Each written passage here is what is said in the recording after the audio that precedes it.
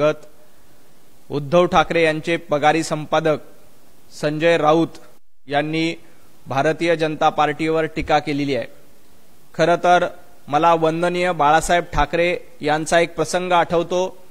जेव्हा सोनिया गांधी राजकारणात आल्या होत्या तेव्हा वंदनीय बाळासाहेब ठाकरे यांनी सवाल केला होता की तुम्हाला रामराज्य हवं का रोम राज्य हवंय।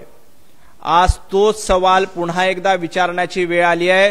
तुम्हाला खान हवाय का प्रभू रामचंद्रांचा बाण हवाय। ज्या पद्धतीनं दसरा मेळाव्याच्या निमित्ताने शिवतीर्थावरून उद्धवजी ठाकरे यांनी भाषण केलंय त्यावेळेला मला वाटतं की त्यांना खानावळीबद्दल जास्त महत्त्व वाटतंय आणि प्रभू रामचंद्राच्या बाणाबद्दल त्यांना वाईट वाटतंय। वंदनीय बाळासाहेब ठाकरे यांनी विचारलं होतं की रामराज्य हवं का रोम राज्य हवं। तसाच प्रश्न आता मुंबईकरांसमोर पडलाय की तुम्हाला खानावळ हवी की प्रभू रामचंद्राचा बाण हवाय। कारण ज्या पद्धतीनं उद्धवजी ठाकरे हे हिंदुत्ववादावर टीका करत होते, राष्ट्रीय स्वयंसेवक संघावर टीका करत होते, भारतीय जनता पार्टीवर टीका करत होते, उद्धवजी ठाकरे बाळासाहेब ठाकरे यांचे विचार तर तुम्ही सोडूनच दिलेत, त्यांचा वैचारिक वारसा सोडून दिला। आणि काल ज्या पद्धतीनं सोनिया गांधींची भाषा, राहुल गांधींची भाषा शिवतीर्थावरनं तुम्ही केली, त्यामुळं प्रभू रामचंद्रांचा बाण तुम्हाला नकोय तर फक्त आणि फक्त खान तुम्हाला हवंय हे पुन्हा एकदा सिद्ध झालेलं आहे। दसरा मेळाव्याच्या निमित्ताने खरं तर विचारांचं सोनं लुटायचं असतं, परंतु तुम्ही खानाचे विचार देण्याचं काम केलं। अफजल खानाच्या प्रवृत्तीचे विचार वाटण्याचं काम उद्धवजी ठाकरे यांनी दसरा मेळाव्यातून केलं। एका बाजूला बाळासाहेब ठाकरे यांची धडधडाणारी हिंदुत्वाची तोफ होती आणि दुसऱ्या बाजूला खानाची पिल्लावळ, खानाचे विचार सांगण्याचं काम उद्धवजी ठाकरे यांनी शिवतीर्थावरून केलं। खरं तर वंदनीय बाळासाहेब ठाकरे यांची समाधी तिथेच शिवतीर्थाच्या बाजूला आहे। त्यांना देखील वाईट वाटलं असेल की आपण याच शिवतीर्थावरून प्रभू रामचंद्रांचं गुणगान गात होतो, आपण याच शिवतीर्थावरून हिंदुत्वाचा विचार पेरत होतो आणि आज आपला मुलगा उद्धवजी ठाकरे अशा पद्धतीनं खानाच्या पिल्लावळीचे विचार पेरण्याचं काम करतोय। वंदनीय बाळासाहेब ठाकरे यांना देखील त्याबद्दल वाईट वाटलं असेल। दसरा मेळावा हा विचारांचा मेळावा असतो, परंतु हा विचारांचा मेळा नव्हता तर ज्यांची वैचारिक सुंता झालेली आहे अशा लोकांचा मेळावा होता, हे पुन्हा एकदा सिद्ध झालेलं आहे।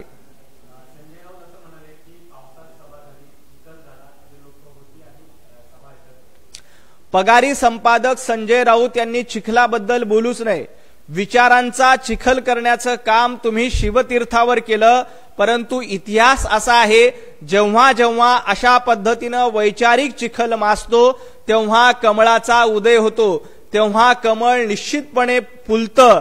आणि काल शिवतीर्थावरून तुम्ही जो वैचारिक चिखलफेक करण्याचा प्रयत्न केला त्याला प्रत्युत्तर म्हणून मुंबईकर निश्चितपणे कमळ फुलवल्याशिवाय राहणार नाही।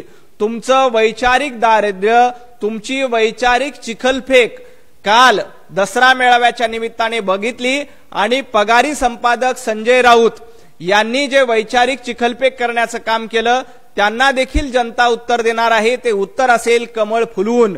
या चिखलातून मुंबई महापालिकेच्या तोंडावर निश्चितपणे भारतीय जनता पार्टीचे कमळ फुलल्याशिवाय राहणार नाहीत।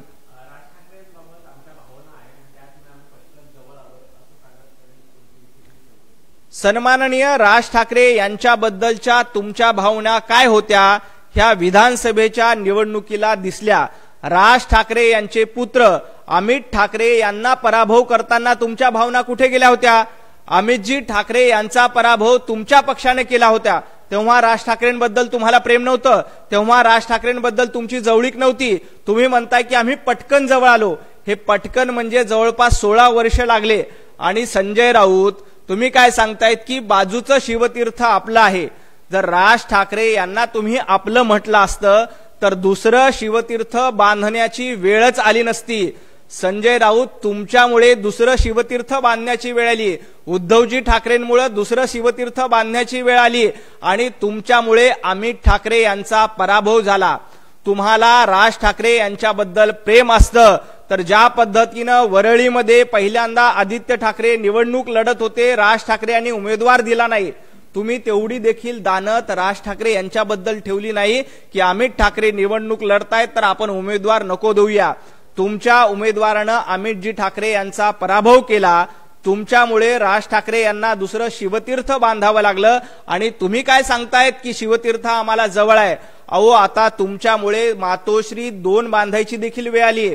तुम्ही दोन्ही आदित्य ठाकरे आणि त्यांच्या भावामध्ये भांडण लावण्याचं काम हे पगारी संपादक संजय राऊत करतायत.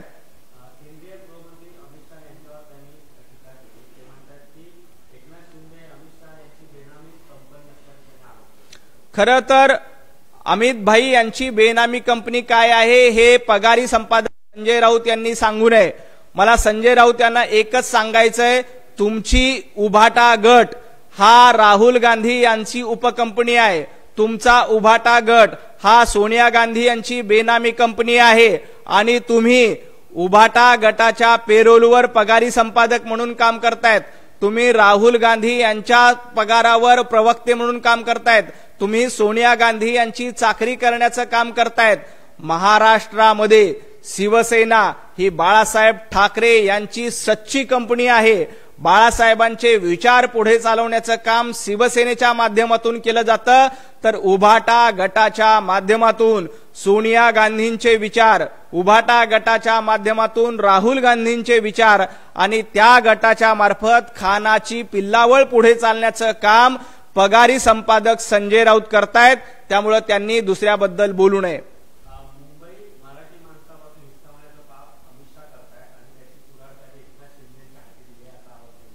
आम्ही मराठी माणसाला तोडत नाही तर मराठी माणसाला जोडण्याचं काम करतो. आम्ही अटल सेतू बांधून लोकांना जोडण्याचं काम करतो. आम्ही कोस्टल सेतू बांधून लोकांना जोडण्याचं काम करतो. मुंबईतल्या माणसाला मुंबईतच घरात देऊन, मुंबईतल्या माणसाला मुंबईमध्येच घर देऊन त्यांना विस्थापित न होता प्रस्थापित करण्याचं काम करतो. पगारी संपादक संजय राऊत यांनी अशा पद्धतीची कुऱ्हाडीची भाषा बोलू नये. खानाचे खंजीर घेऊन जे लोकांच्या पाठीमध्ये खंजीर खुपसतायत त्यांनी कुऱ्हाडीबद्दल बोलू नये. ही कुऱ्हाड नाहीये, तर तुमच्या हातामध्ये खंजीर आहे आणि तो खंजीर खानाचा आहे. आणि अशा पद्धतीनं मुंबईतल्या मराठी माणसाला तोडण्याचं काम, मुंबईतल्या मराठी माणसाला मुंबईच्या बाहेर हद्दपार करण्याचं काम पगारी संपादक संजय राऊत यांनी केलेलं आहे. त्यामुळं त्यांनी आधी आपल्याकडे बघावं. अमित भाई असतील, भारतीय जनता पार्टी असेल, लोकांना जोडण्याचं काम करते. मराठी माणसाला मुंबईतच घर मिळालं पाहिजे यासाठी आम्ही प्रयत्न करतोय. तुम्ही मराठी माणसांची घरं लुटतायत. त्यामुळं पगारी संपादकांनी हे बोलू नये.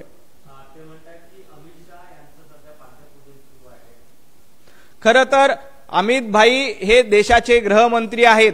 पाद्यपूजनाचाच विचार करायचा तर पगारी संपादक संजय राऊत हे राहुल गांधी यांचं पाद्यपूजन करतायत. पगारी संपादक संजय राऊत हे सोनिया गांधी यांचं पाद्यपूजन करतायत. ज्या पद्धतीनं सोनिया गांधींची चाटुगिरी करण्याचं काम, काँग्रेसची दलाली करण्याचं काम संजय राऊत तुमच्याकडनं केलं जातंय. पाद्यपूजनाची भाषा तुम्ही करू नये. पाद्यपूजन बाळासाहेब ठाकरे यांचं आम्ही करतो. पाद्यपूजन अटल बिहारी वाजपेयी यांचं आम्ही करतो. तुम्ही मात्र चाटुगिरी, पाय चाटण्याचं काम संजय राऊत यांच्याकडनं सुरू आहे आणि हे महाराष्ट्र उघड्या डोळ्यांनी बघतोय.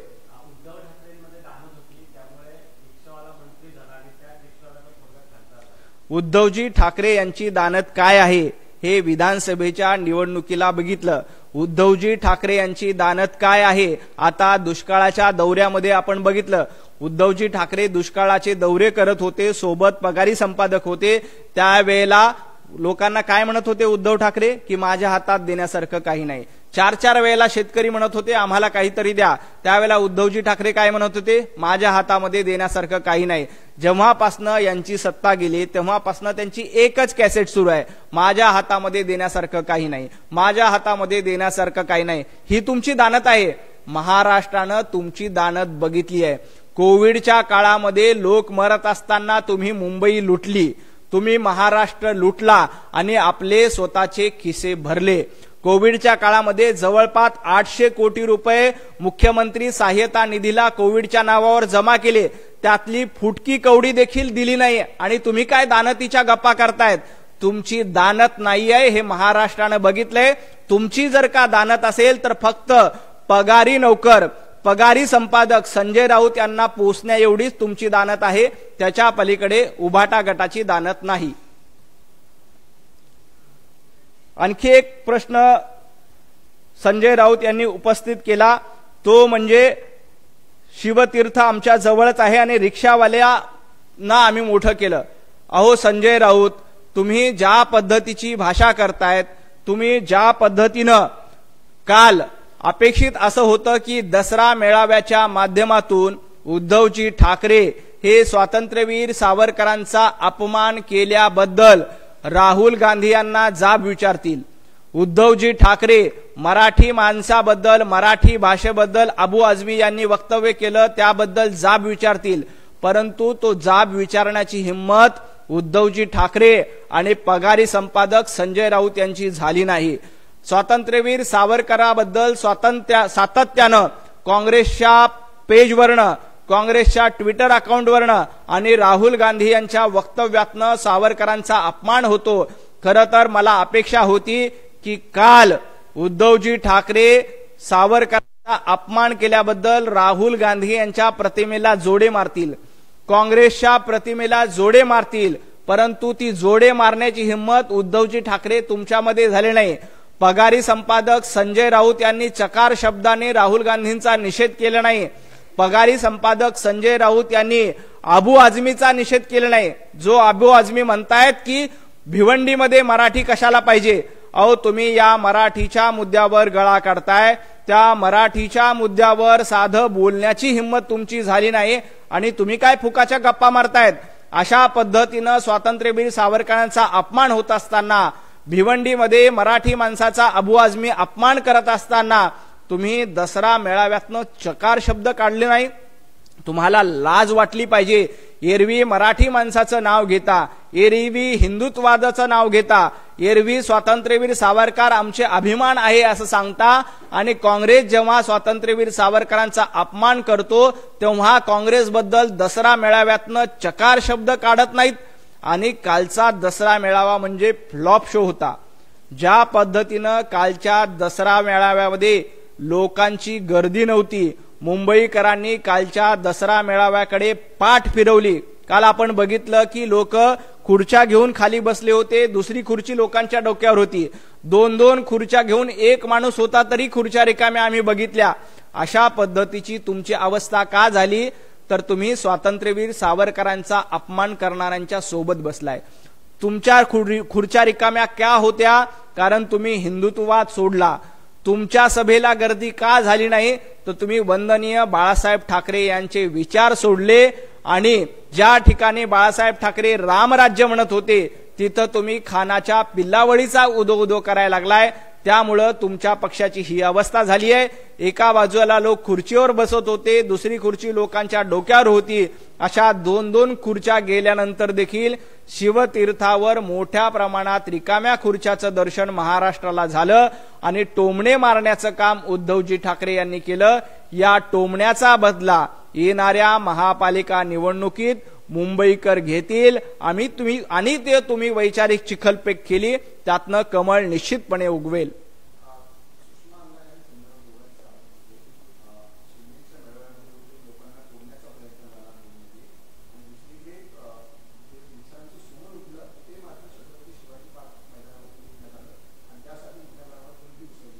खरं तर शिवाजी पार्कावरून चिखलफेक करण्याचं काम केलं.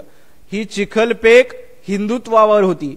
ही चिखलफेक वंदनीय बाळासाहेब ठाकरे यांच्या विचारावर होती. ही चिखलफेक प्रभू रामचंद्राच्या वारसावर होती. ही चिखलफेक इथल्या मराठी माणसावर होती.